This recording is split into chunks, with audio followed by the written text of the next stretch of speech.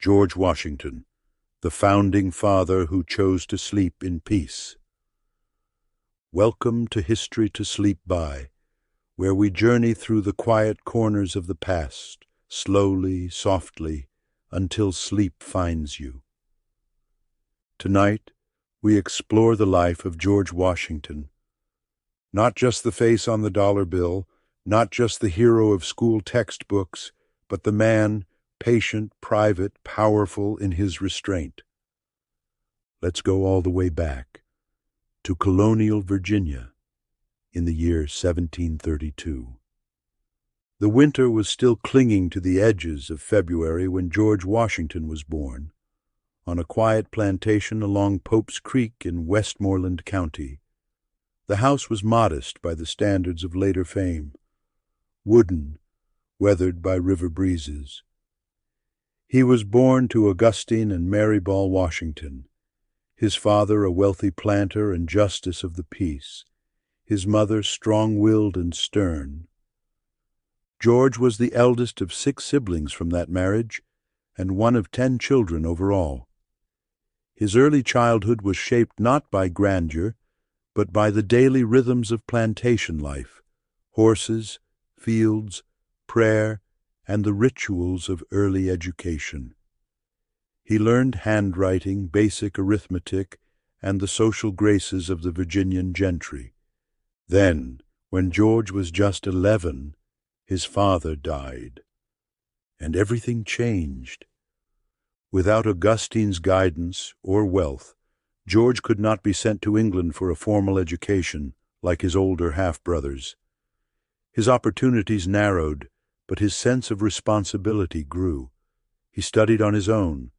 He copied down rules for civility, literally a book called Rules of Civility and Decent Behavior in Company and Conversation. He watched. He listened. He practiced the art of appearing calm, composed, and capable, even when young and uncertain. At 16, George became a land surveyor. Imagine him there, tall and lean, coat pulled tight in the Appalachian wind, pacing out distances in the wilderness of western Virginia. He mapped lands and slept in cabins. He began to understand the lay of the land, not just in the physical sense, but socially, politically, and economically. Then came the first test, war. In the early 1750s, British and French interests clashed over the fertile lands of the Ohio Valley. Tensions flared into what we now call the French and Indian War. At just 22, Washington was sent to confront French forces near present-day Pittsburgh. The expedition was fraught with confusion. One battle he led, the ambush at Jumonville Glen, may have accidentally triggered the broader conflict. Later, he suffered a crushing defeat at Fort Necessity. He signed surrender papers written in French, not realizing they included a confession of assassination. But instead of ruining his reputation, these early missteps helped build it.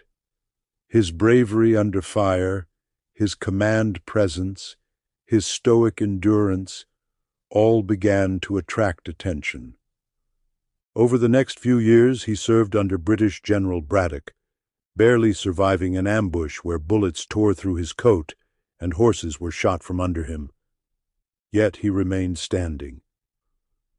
Eventually, frustrated by the limits placed on colonial officers and eager for a new chapter, Washington retired from military service and returned to Mount Vernon.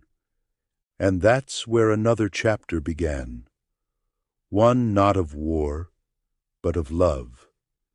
In 1759, George Washington married Martha Dandridge Custis, a wealthy widow with 2 young children. Their marriage brought both companionship and financial security. Though they never had children of their own, Washington became a devoted stepfather to Martha's son and daughter. At Mount Vernon, George settled into the life of a planter, managing crops, expanding the estate, and yes, like many of his time, overseeing enslaved laborers. It is a deeply troubling truth that even a man of such vision upheld the institution of slavery, though he would later be the only founding father to free his enslaved people upon death. As the 1760s turned into the 1770s, storm clouds gathered over the colonies. Taxes, tariffs, the Stamp Act, the Boston Massacre, the Tea Party. Parliament refused to hear the colonial grievances. One by one, colonies moved from protest to rebellion. Washington, who once fought for the British crown, now found himself among those pushing back.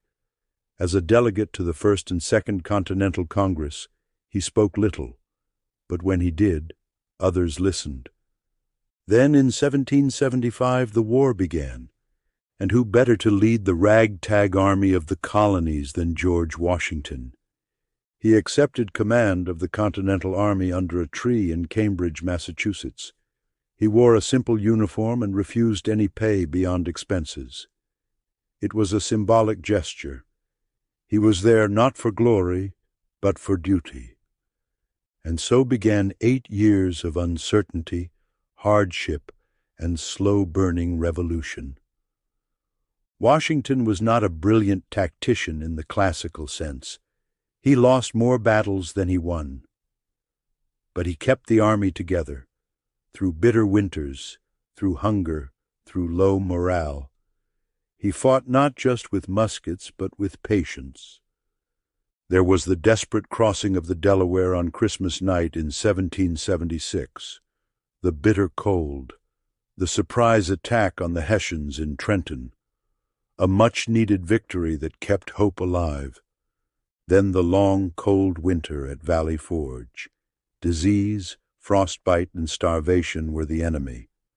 Washington's leadership, silent but steady, kept the fire of revolution alive. And in 1781, with help from the French, Washington cornered the British at Yorktown. Lord Cornwallis surrendered. The war was all but over. In 1783, the Treaty of Paris was signed.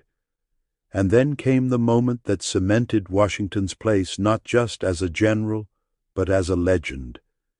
He resigned. He gave up power. Voluntarily, he returned home. No triumphal parade, no crown. Just the quiet fields of Mount Vernon.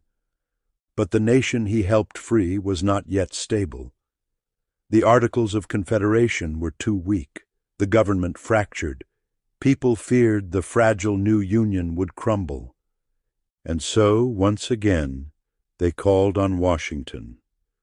In 1787, he presided over the Constitutional Convention in Philadelphia. He spoke little, but his presence brought calm. It lent legitimacy to the idea of a strong federal government, one that could stand the test of time. 2 years later, in 1789, he was unanimously elected the first President of the United States. He took the oath on the balcony of Federal Hall in New York City, placing his hand on a borrowed Bible. He trembled slightly, not from fear, but from the weight of the moment. There was no model to follow, no blueprint for a republic of this scale. Washington shaped the presidency as he went. He chose to be called Mr. President. He formed the first cabinet. He established term limits by example. And he reminded the nation again and again that liberty was fragile. In his first term, he created systems, a national bank, a court system, a tax code. In his second, he navigated turmoil, both foreign and domestic. There was the Whiskey Rebellion, the French Revolution, the push and pull of emerging political parties. He was weary. He longed for peace. And so, in 1796, he declined a third term.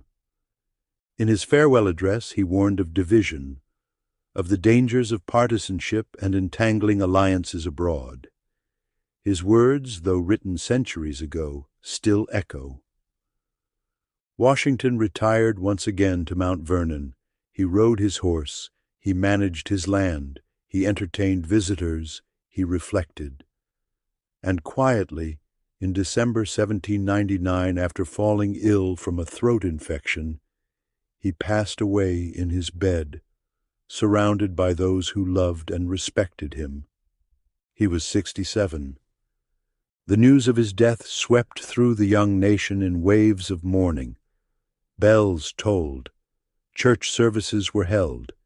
Even in Britain, his former enemy, the Royal Navy, lowered its flags. He had been a general, a farmer, a president. But above all, he had been something rare, a man who held great power and let it go. So now, as you settle deeper into sleep, think of George Washington not as a statue or a face in stone, but as a man, quiet, steady, and human.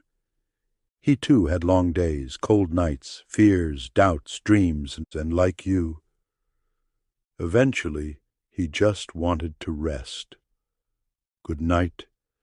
If you found this journey through the life of George Washington as fascinating as we did, we encourage you to subscribe to our channel, like this video, and share it with friends who might also be intrigued by the hidden histories of our world. Don't forget to explore more related content that dives deeper into the lives of these remarkable individuals and the legacy they left behind. Thank you for joining us, and we look forward to sharing more captivating stories that illuminate the rich tapestry of our history and culture.